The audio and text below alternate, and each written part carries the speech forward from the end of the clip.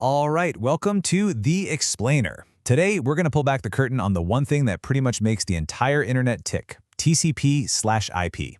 It's the secret engine behind every single click, every video you stream, and every message you send out.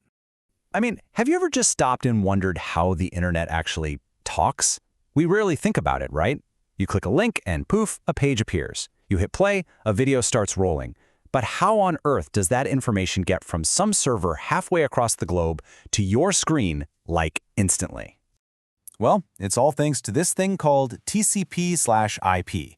You can think of it as the guardian of your entire internet experience. It's basically the rule book that makes sure every email, every video, every single website gets to you safely and in one piece. It really is the silent, unsung hero of everything we do online. Okay, so to really get our heads around how this all works, let's use a simple but really powerful analogy. I want you to imagine the entire internet as just a giant, super efficient postal system. Yep, you heard that right. A postal system. With addresses, packages, and a guaranteed delivery service. Once you frame it this way, all the complexity of the internet suddenly starts to make a lot more sense. So, this postal system of ours, it has two main parts that work together perfectly. First up, you've got the IP, which stands for Internet Protocol. Just think of that as the address on the envelope. Its only job is to know where the data is supposed to go. And then you have TCP, the Transmission Control Protocol. That's your reliable mail carrier. Its job is to make sure everything gets there in one piece. So you see, two totally different jobs, but they create one seamless system. All right, so let's dig into that first part, the address. How does your computer even know where to send a request? And how does a server on the other side of the world know where to send the information back to you?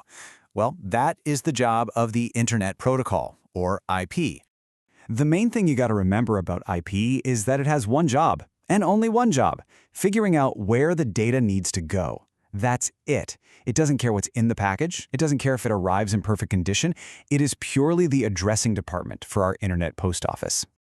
Okay, but an address is pretty useless if you don't have a reliable delivery service, right? What happens if a piece of your mail gets lost, or if it all shows up out of order? That's where the second half of our system comes in. Let's talk about TCP and see how it builds this layer of trust we all depend on. TCP is basically the quality control for our internet postal system.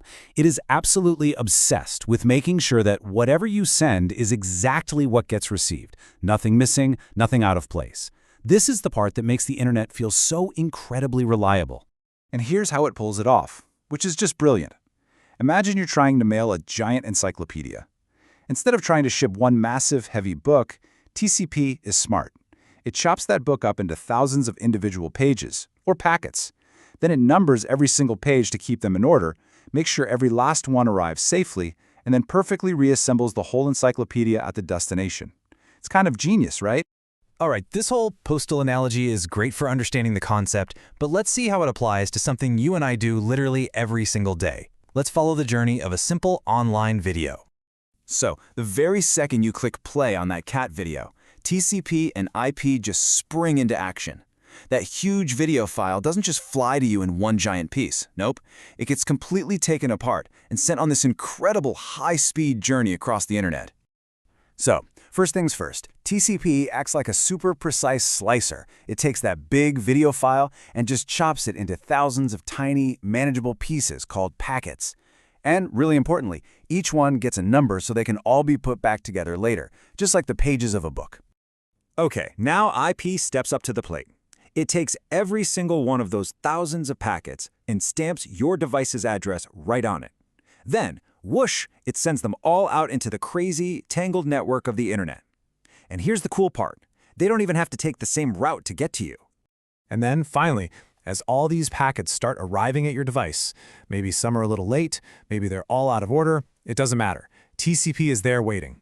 It acts like this master assembler, gathering up all the numbered packets, doing a quick check to make sure none are missing, and then snapping them back together in the exact right sequence. And the result? You see a perfectly smooth video with no idea of the chaos that just happened. And all of this, the chopping, the addressing, the sending, the reassembling, it all happens in the blink of an eye. We're talking fractions of a second. It's this constant, invisible ballet of data that we just completely take for granted every single day. And that right there is really the key takeaway. TCP IP is this foundational system that's so ridiculously efficient and reliable that it's become completely invisible to us. But make no mistake, without it, there'd be no streaming, no online shopping, no modern internet as we know it. Period. So that leaves us with one last kind of fascinating question, doesn't it? If TCP IP is the postal service, what's actually getting sent in the mail? We get the delivery system now, the addresses and the mail carriers, but what about the letters and packages themselves? What are the messages being sent across the web? Well, that's a story for another explainer.